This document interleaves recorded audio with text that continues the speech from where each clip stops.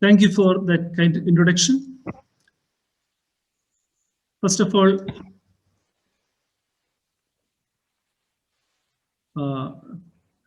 our respected chair, Dr. Narendra Bhatt sir, Dr. Other co-chairs, and respected co-speakers of this session. Shall I share my screen now? Yes, sir. Yes.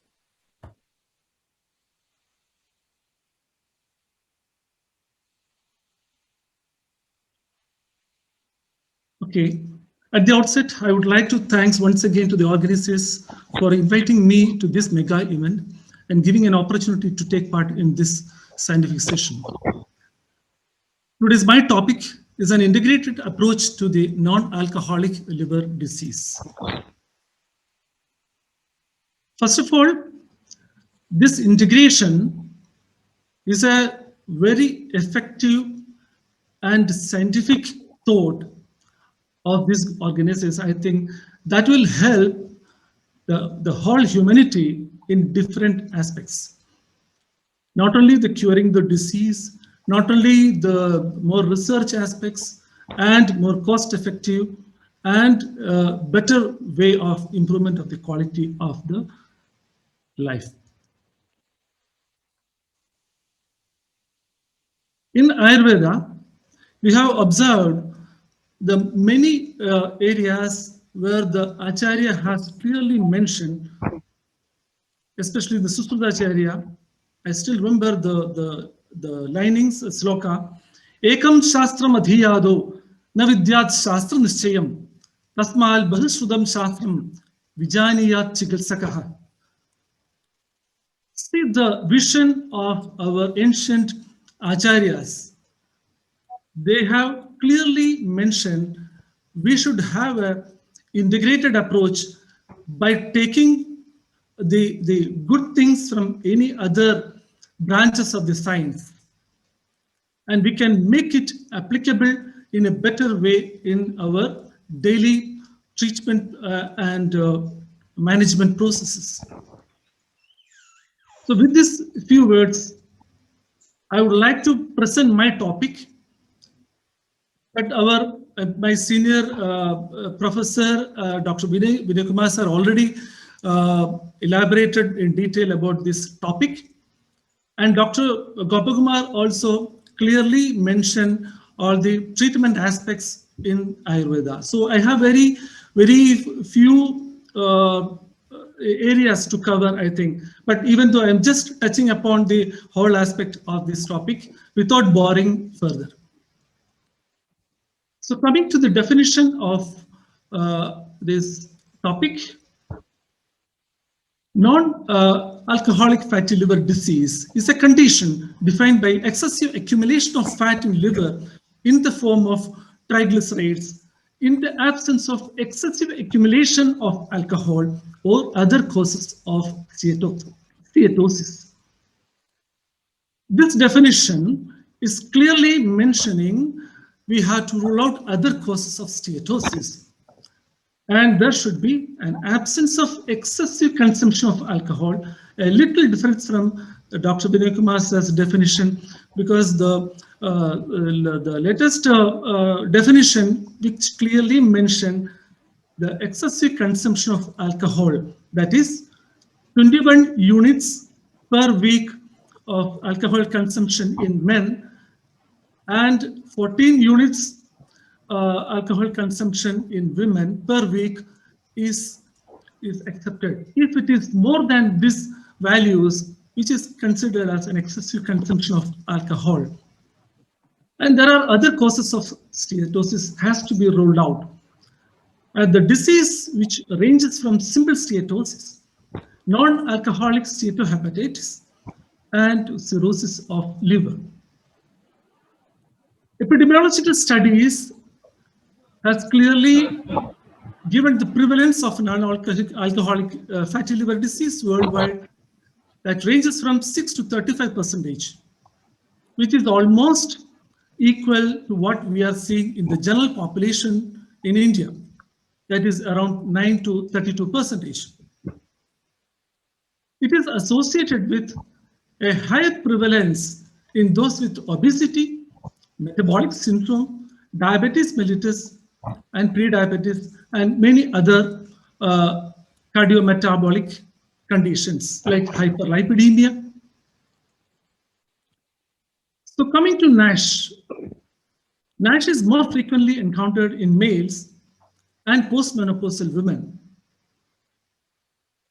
We know the estrogen, which is protects against the fibrogenesis in postmenopausal women, that may be the reason for the less prevalence of NASH in the premenopausal group of women. Coming to the significance of non-alcoholic fatty liver disease. Now, this is a major and important topic of research as well as the area of interest in the field of medical field, because this condition which can produce a lot of other complications as well as end-stage diseases of liver. Non-alcoholic fatty liver disease, where the excessive excessive triglycerides are deposited. We know the mechanism behind it is insulin resistance. When there is insulin resistance, like when Dr. Gobamar said, the medodushti or medochayam and medovrithi, medodushti, all this can lead to the insulin resistance. This is of nature for many other diseases. So how it happens? This insulin resistance, which will contribute the limitation in the glucose metabolism in the body. So the body will seek other source of the energy, like ATP. The body needs ATP for its functioning. So the other source of the energy production is mainly coming from lipid. Lipids, when it undergoes metabolism, which will lead to the beta oxidation, leading to the production of more and more free fatty acids in the body. It's along with other bad lipids like increased generation of the LDL, reduction in the HDL cholesterol, renin, angiotensin, aldosterone. All these are connected in the scenario of insulin resistance. So this insulin resistance causes more and more free fatty acid production, which will lead to the deposition in the liver. The normal liver cells will be affected when it is accumulating in excess. When there is more than 5% of the hepatocytes are deposited with this excessive accumulation of triglyceride, that will result in the non-alcoholic fatty liver disease. This can lead to the NASH or non-alcoholic steatohepatitis, or which can lead to the cirrhosis of liver as well as hepatocellular carcinoma. This insulin resistance and non-alcoholic fatty liver disease condition, which can cause development of more atherosclerotic process, resulting in macro and micro vascular disease conditions like stroke, like cardiovascular disease, like MI,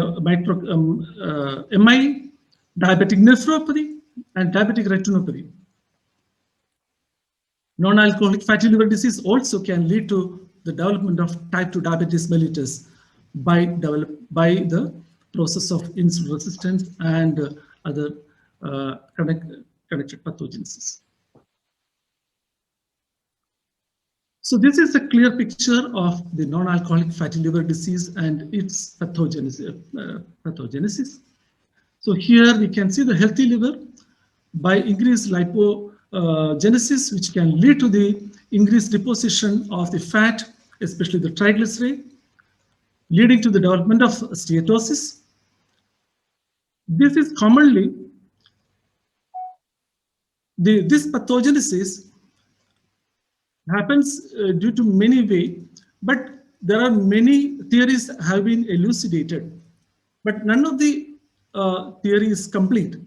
But the most accepted theory is the role of insulin resistance, which is accepted as the key mechanism in the development of steatosis.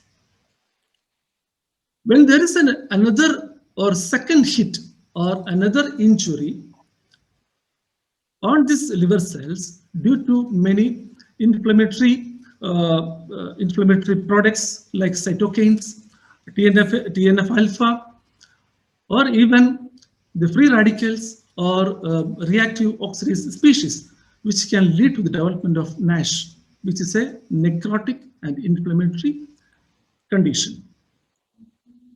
The importance of NASH is that NASH is directly a condition from where which can develop hepatocellular carcinoma. The recent studies has proved that NASH can directly develop into hepatocellular carcinoma due to many other underlying reasons, like the genetic factors, like some gut-related factors. The NASH also, which can progress to the fibrotic changes, in which the nodular and macronodular nodules can develop, leading to the development of cirrhotic changes. Thank you so much. And the fibrotic changes later can progress into the can go into the development of hepatocellular carcinoma. Coming to the pathogenesis and histopathological views, I'm just highlighting because our previous speakers already highlighted this slide, I think.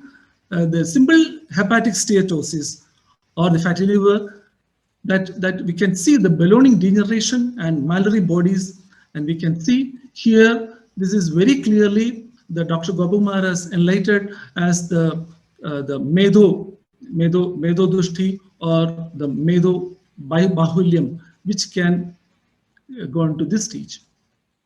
The non-alcoholic steatohepatitis or NASH, in which we can see the necroinflammatory components which can lead into the next stage, that is cirrhosis of liver.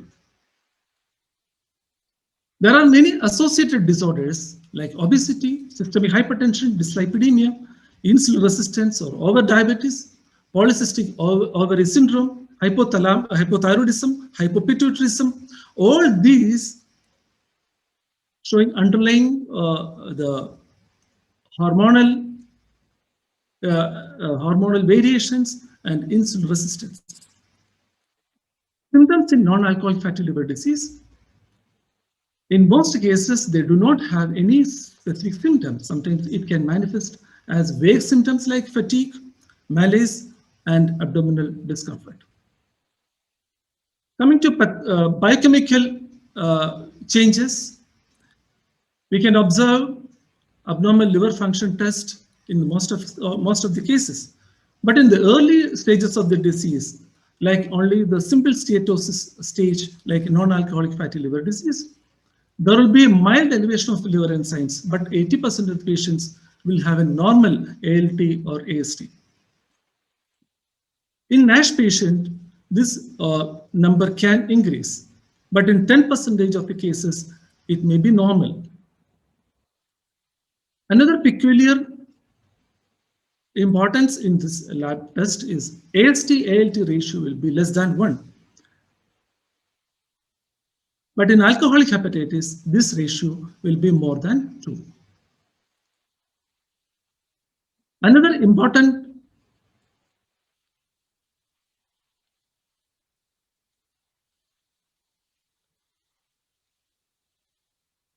sorry, 1 minute.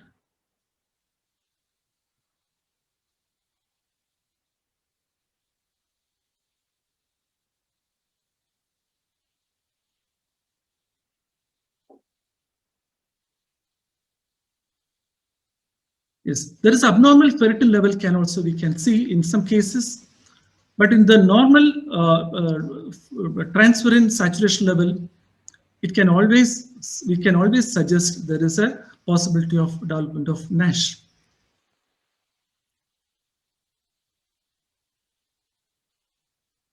The other options are imaging techniques.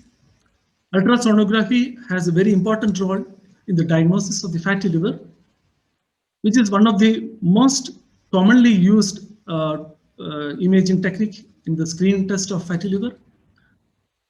Based on the ultrasonography, we can divide it into mild grade, moderate grade, and severe grade.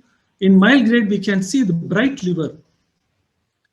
In moderate level, in moderate grade, there will be a loss of echogenicity of the portal vein. In the severe stage, the ultrasound shows loss of echogenicity of the posterior aspect of the liver. CT abdomen is also useful, but only in the selected conditions only, especially in the preoperative conditions, like before doing the liver transplantation or hepatectomy.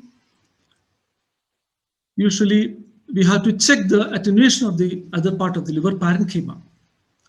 So in the selected conditions only, CT abdomen is indicated. The magnetic resonance imaging and MRS, all these tests are also useful in the quantitative quantification of the fat deposition, but it cannot distinguish between NASH and alcoholic steatohepatitis. We know MRI is a very costly test and time consuming. So in the most of the cases, MRI is not the easily using technique. FibroScan is a newer technique, but mostly only used by the in the tertiary care center by hepatologists. This is to check the stiffness of the liver. By a scoring system, we can assess the grade from 1, 2, 3, and 4. This will help in the evaluation of the progress of the disease as well as the response to the medication and the treatment.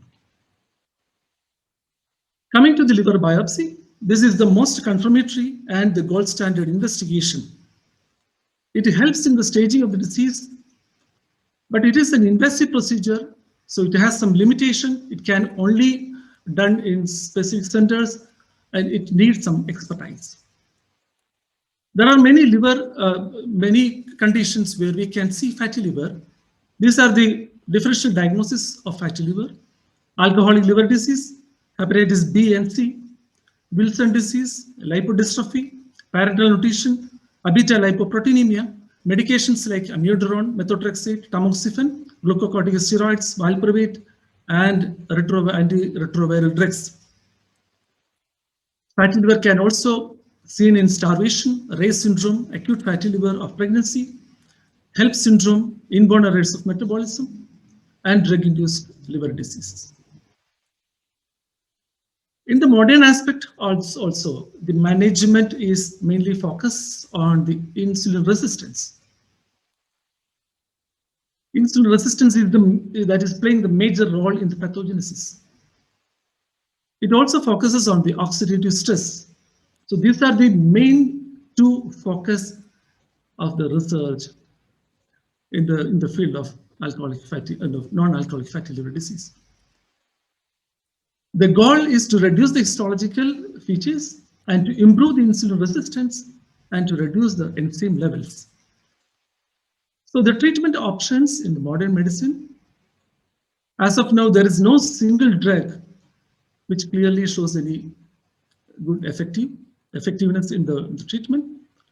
Thiazolidinediones group that also shows significant improvement in the steatosis and necroinflammation.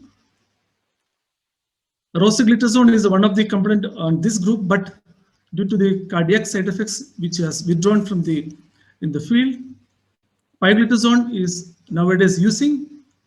Glucagon-like peptide like exenatide, vitamin E, and many other drugs also using in the management, but these are only having the supportive effect.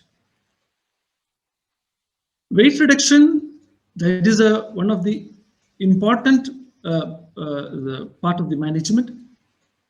As Vinay Kumar sir already told, like the importance of lifestyle modification, the weight reduction, about 5 to 10% of his present weight reduction was showed a significant reversal in the liver histology and liver enzymes, which also helps in the improvement of insulin resistance. Bariatric surgery, a new upcoming the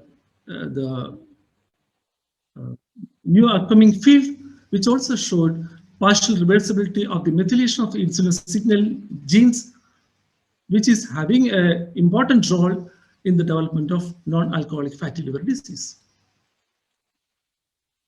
Liver transplantation, which is indicated in the face of the liver failure, and 30 to 40% of the non-alcoholic steatohepatitis related cirrhosis may require liver transplantation, and it is projected that by 2025 there will be the cirrhosis due to the NASH will be one of the major reason, that will be one of the major indication for liver transplantation. NASH can recur in the transplanted liver also. In the Ayurvedic perspective, it can be considered as Sandarpana Vyadhi. So I would like to term it as a Yagad Meda. So that means this, in the simple word itself, we can make out the disease and its pathogenesis. In the Ayurvedic perspective, we can compare with the early stage of non-alcoholic liver disease, the simple steatosis. Here we can see the Kabha Medo Dushti. But in the early stage, the biochemical parameters and sometimes the sonographic evidence will not help much. So here it comes the evaluation of the condition as well as the evidence of insulin resistance and metabolic risk factors has to be assessed from the history as well as from the physical examination. The liver enzymes mildly elevated, but it may be normal. The fatty liver can be normal sometimes in the early stage, but because it can pick up only if the hepatocytes are occupying more than 30% of the liver cells.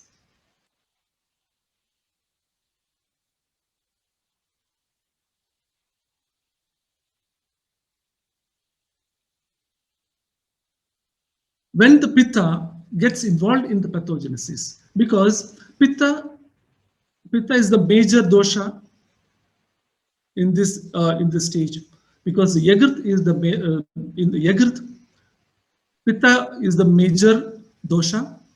When the Pitta gets involved in the pathogenesis, inflammatory changes occur, which leads to the next stage of the disease, that is called non-alcoholic steatohepatitis. This can correlate with the Pitta Dushti and Agni Vaigunyam. When Vada comes into the picture and predominates, that will lead to fibrosis and may end up in the cirrhosis. So the management also should base on the pathogenesis. We can interfere in each stage of the disease by realizing the dosha pradhanyam. The Kapha Medo Dishti, Agni Vaigunyam, and Srodhorodha have to be applied in each process, each stages of the treatment. I would like to present my view. As I told, the Yagad Meda is a terminology we can introduce for the fatty liver. Its Nidana Panchakam can be introduced in a simple way. Avyayama Divasupna Shilanad Athyachanenacha Viruthahara Nityasya Kabho Dushtis Chirinatu Medasa Samyudastatra Srodasam Rasaraktiyoho Vikaram Kuruditena Medo Yagriti Chiyate Srodhorodho Agni Vaigunyat Jayade Bahudhagada Yagrat Medo Idikneya Saroga Sarva Vedyagaihi. It is clear from all the words are very clear. I think the avyayamam, lack of physical exercise, divasvapna, sleeping in the daytime, Adhyashanena cha. Adhyasana means excessive eating. Viruthahara, taking ingestion of the viruthaharas. Kabhodushti, kabha and kabha can involve in this stage, leading to the deposition of medasa. Here the medas, which can combine with the kapha dosha, leading to the srodorotha.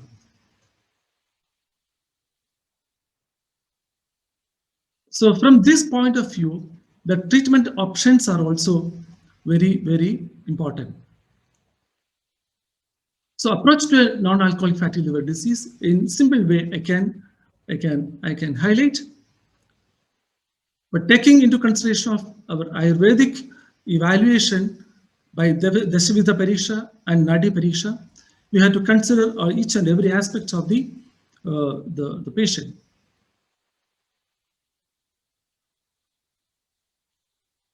We have to evaluate the symptoms and the abnormal values of the liver function test and sonological evidence of the fatty liver. At the same time, we should rule out the common other conditions like viral hepatitis, which has a chronicity and which can show the same symptoms as well as the abnormalities in the liver function. So the ruling out the history, from the history, we have to take the previous histories of any hepatitis, especially the B and C, because hepatitis A and E will not cause any sequelae in the liver. So we have to give much more importance to the previous history and detailed medical history of the other drugs, especially the hepatotoxic drugs, and personal history like alcohol consumption. We have to consider the associated conditions like obesity, diabetes, dyslipidemia, or the features of the insulin resistance, and the person's diabetic habits and physical activities. Considering the hepatotoxic drugs for our for review, I am highlighting, which includes many anti-arrhythmic drugs like amiodarone, antibiotics like flucloxacillin, coamoxiclav, antimetabolites like methotrexate, anti-estrogens like tamoxifen, anti-epileptic drugs like phenytoin, carbamazepine, sodium valproate, anti-TB drugs like rifampicin, isoniazid, and ethambutol, corticosteroids like fludrocortisone, and NSAIDs. Coming to the evaluation, we should consider the other disease condition that can be ruled out by laboratory evaluation. Viral hepatitis has to be ruled out, alcoholic-related liver diseases like alcoholic steatohepatitis, autoimmune disease conditions, hereditary hemochromatosis, Wilson disease, alpha-1 antitrypsin deficiency, and drug-induced liver disease should be considered. In Ayurvedic perspective, we can consider the prognosis of this condition. The simple steatosis and NASH without the associated metabolic disease can be considered sadhyam, and simple steatosis with the NASH with associated disease can be considered as kricha sadhyam, because in both conditions we have to consider the kabha, medo, dushti and its avaranam, which can be removed by many Ayurvedic preparations as well as lifestyle modifications. Hence, the first stage I can consider it as a sadhyam. In the early stages of the disease, which can treat the condition, we can cure the condition. When it is associated with many other disease conditions like metabolic disorders like obesity, other hyperlipidemia, diabetes mellitus, all these conditions we know, the Ayurveda also saying the difficulty in the treatment.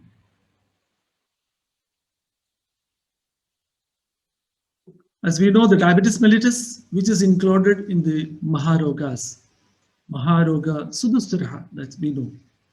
At the same time, obesity, if it is associated with obesity, we know that treatment is very difficult. Nadu sthulasya chaushadhaha. All these things are indicate that the disease will be in the Kritsasatya category. Early stages of the cirrhosis without associated disease can also consider as Kritsasatya because there is no other associated condition. The early stages, the fibrosis condition, which can improve with many of the Ayurvedic medications that I am going into that slides in the coming slides. I will highlight it. So early stages of the cirrhosis with associated diseases, it will be Yapyam. And advanced stages of liver cirrhosis, that is decompensated state, is we can consider it as Asatyam. So the Ayurveda has immense potential in the management of the non-communicable diseases like NAFLD. So we have to consider Nidana Parivarjanam as the first preference, in which we have to consider the avoidance of the most of the etiological factors. Samshodhanam, or the Shodhanam, that is mainly we are considering the Virichanam, because it is the main dhatu, main dosha is Pitta, and which is having an association of Kabha, and Medo dhatu is also having an important role. All these three things can be improved by Samshodhanam like Virichanam. Samshamana is also, that also has very important role after considering the Samshodhanam. And Patyahara and Vihara also has very important role. As Dr. Gopalkumar told, in all the conditions we cannot consider Samshodhanam because considering the patient stage and general condition and the stage of the disease, we have to modify the treatment protocols. So Ayurvedic treatment options should include the Lenkhanam, Deepanam, Pajanam, Kabahara and Medohara Dravyas. As I mentioned, Virichanam, which can include many of the Paitiga and Kabahara medications like Padoladi Churnam, Avibhati Churnam, Tribhala Churnam, Hapushadi Churnam, Narayana Churnam, Erandadi Tailam, Trivart Leham and Mishraga Sneham. Samsamanam also should be considered in all the conditions, which can include the various combination of Bhumi Amalagi, Sharapunkha, Kadugi, Guluchi, Haritagi, Vasa and Pipali. There are different various combinations and yogas are described in various conditions in Ayurveda. Because Ayurveda has given a big freedom in the treatment options. And especially the physician can enjoy this freedom because the Acharya has clearly mentioned Udaharanam matram tu buddhimadam. Whatever given in the Shastra books or Granthas are only an example. So the physician has the liberty to take the different types of drugs according to the condition. Coming to the lifestyle modification, which is very much important in this condition, because Vinay Kumar sir and Gopalkumar already mentioned about the importance of Patyahara and Vihara, regular exercise like brisk walking, cycling, swimming. And yoga has a special important role because it will reduce, many of the studies has shown that it will reduce many of the hormone levels, especially the adrenal and noradrenal levels in the body. Thus, it will reduce the oxidative stress. It will reduce many inflammatory markers in the body. So weight reduction has shown very important improvement in the management of the non-alcoholic fatty liver disease. Such living methods like meditation and other relaxation techniques also can be included. In Patyahara, we can use different types of food items like Puranashali, Kodrava, Shamyaga, Yava, Shigru, Ardrigam, Kushmandam, Draksha, Panchakola, Madhu, Takra, Laja, all these can be used in the different combination like Yavagu or different types of usage can be included in our treatment. Yusham, different types of preparation can be included in the Patyaharas. In considering the Patyavihara, Upavasam, Kale Bhojanam, Vyayamam, Yoga, Pranayamam, Dhyanam, Adi. Abhatyaharas are Navadhanya, Chanaga, Kuladham, Masuram, Tilam, Masham, Duktha, Dadi, Mastu, Ikshavikaraha, Anupa, and Audagamamsam.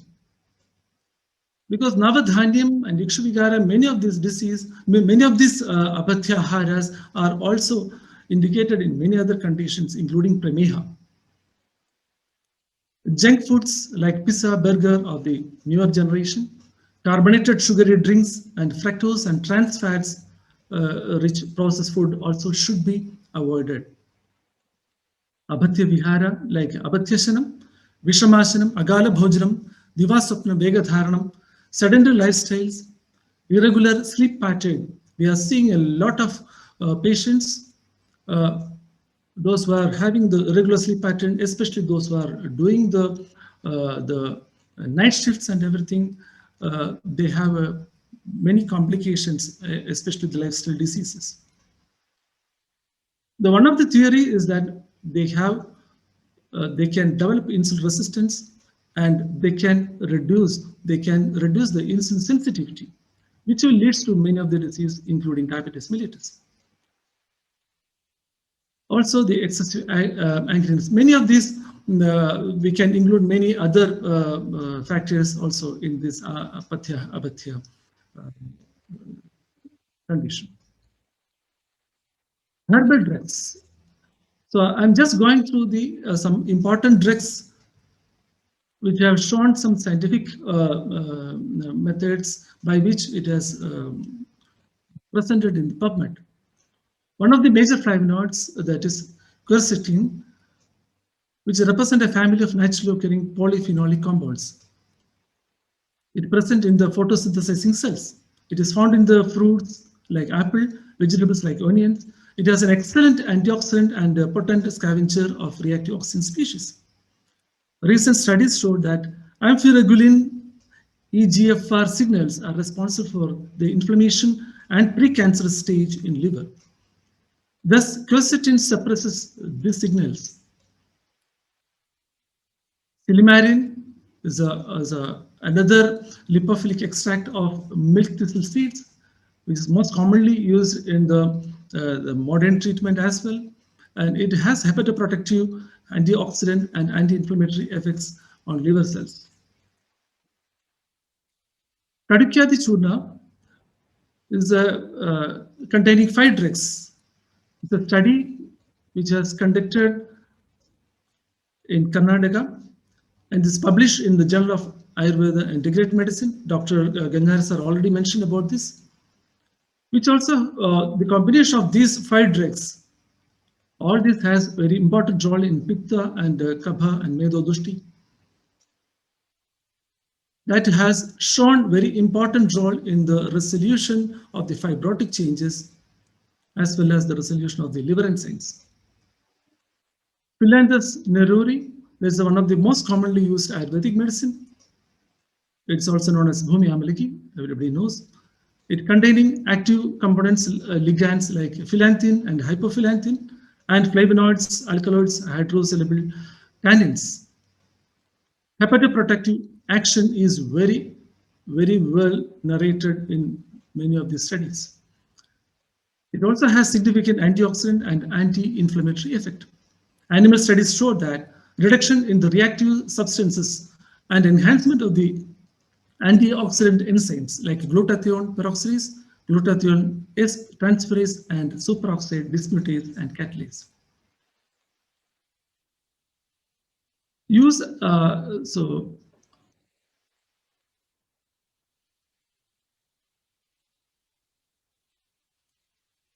Li52 is another important molecule drug. It's an Ayurvedic combination of formulation which was used since many years. Even Dr. in Girish, Ayurvedic treatment. sorry to and interrupt, but I think we are. Sorry, sir. Sorry to interrupt, but we are really getting delayed in terms of time. So can I request you to conclude it as soon as possible? Yes, I'm concluding within 2 slides. So Li52 is another important molecule which has undergone various recently published, many studies has published. Recently, a double-blind placebo-controlled study shown that 6 months usage of this drug has shown dramatic improvement in the early cirrhotic cases. Limitations of our medications are difficulty in standardization of the herbal medicine, lack of prospective and randomized placebo-controlled trials, and poor methodological qualities of clinical trials. In my suggestions and my thoughts, translate the anecdotal success cases and personal experience in scientific and methodological way. Multicentric double-blinded placebo-controlled studies should be conducted, and advise the policymakers to take necessary steps to control the commercial food dealers and manufacturers, and control media on advertising the processed and harmful food items.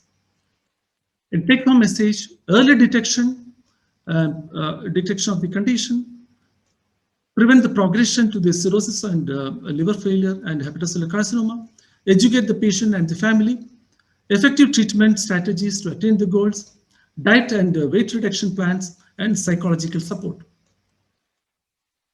So I should take in this last slide, we have a lot of things we can do in collaboration with the modern medicine, so that it will make a very good help to our humanity, as well as that will help our physician to make to tender a very good treatment to our affected population. Thank you for your kindness, and I would once again thank all the organizers and the chair to give me this opportunity to present my talk.